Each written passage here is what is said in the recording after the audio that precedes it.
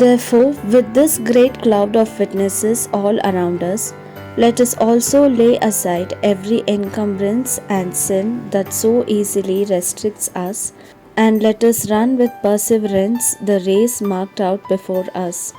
Hebrews chapter 12 verse 1.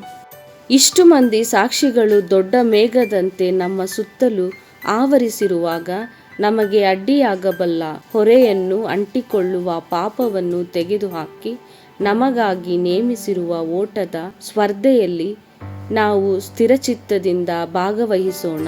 இப்ரேயರಿಗೆ அத்தியாய 12 வசன 1.